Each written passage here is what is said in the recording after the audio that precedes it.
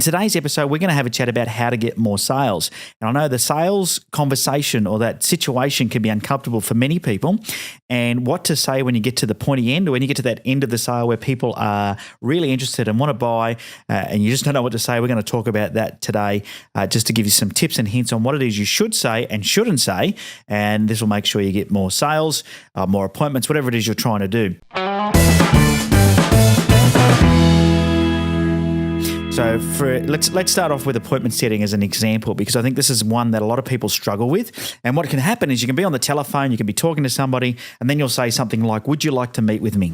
Now, the danger with that is there's two answers they could give you. Answer number one could be yes, which is, of course, the answer you're after. But answer number two could be no.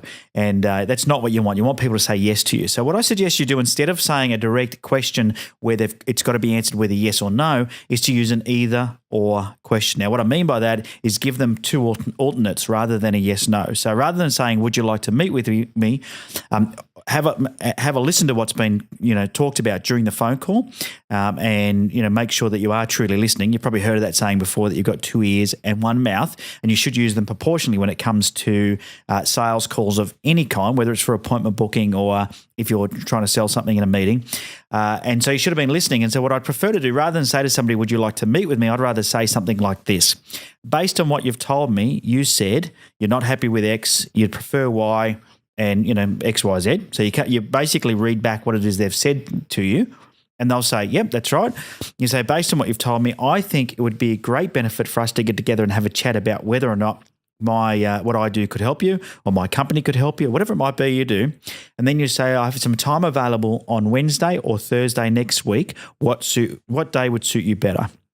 So rather than saying, "Would you like to meet with me next Wednesday?" I'm saying now, "I have time available next Wednesday or next Thursday. Which day would work for you better?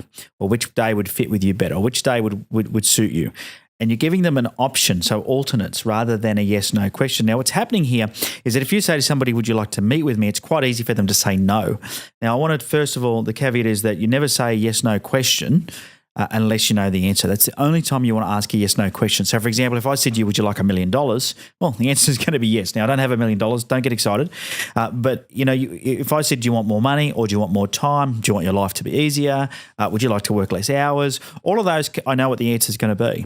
So rather than asking a yes/no question when I don't know the answer, I'm going to use an either/or question. And so, in that example there, I would have said, "What day would suit you better?"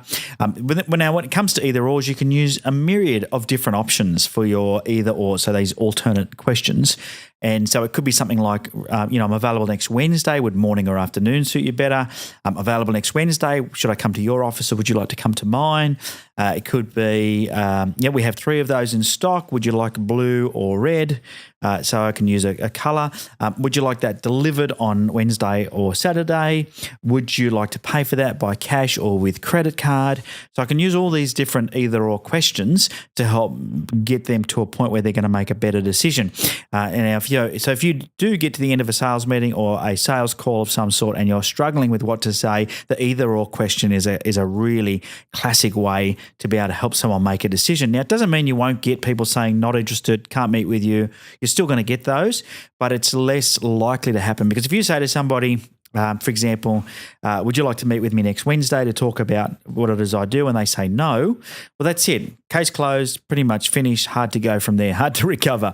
So I like to say, "Would you like to meet with morning or afternoon?" And they go, "Neither." You go, "Okay, well, let's explore what other days suit you." So now I'm asking an open-ended question. So rather than it being a flat-out no, can't meet with you, I'm now getting other opportunities, if you like, to meet with people. The other thing is, or for them to buy from me, the other thing that's a good thing to think about is when you are asking for the sale is to have many options. And this is called the option close technique. Now, I don't like using the word closing, but it's the word that everybody really does relate to and understands that it's that part of the sale where you're getting the sale. And what I like to use is what's called a 3-option close or a 2-option close. And that is where you have many things that you offer. And you go, "Look, Ben, based on what you've told me, I think either option A, option B, or option C would be best for you. Which option fits with you best? And that way you're giving them a few different options for them to pick from.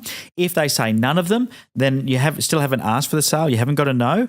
Then it's about saying, oh, I'm sorry, what was it that I didn't understand? Because I thought that, out of these three things, one of these would have worked for you.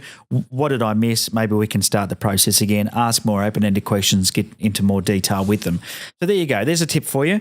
It works gangbusters. Doesn't matter whether it's, you're booking appointments on the telephone. Doesn't matter if you're, it could be talking to your children, asking them, don't ask them, do you want to clean up your room? Say, I'd like you to clean up your room. Would you like to do it this afternoon or tomorrow morning? Give them the two options, because then you're probably going to get a better result. You can use this in every part of your life. It works gangbusters. Give it a go. So I suggest you train all your salespeople, put it into all your sales scripts, and ask the either or question. It's a very, very powerful tool to use. If you are watching this on YouTube, please subscribe. Very important. That way you'll never miss an episode. Give it a thumbs up as well. That way people know what to expect and that you've liked the episode.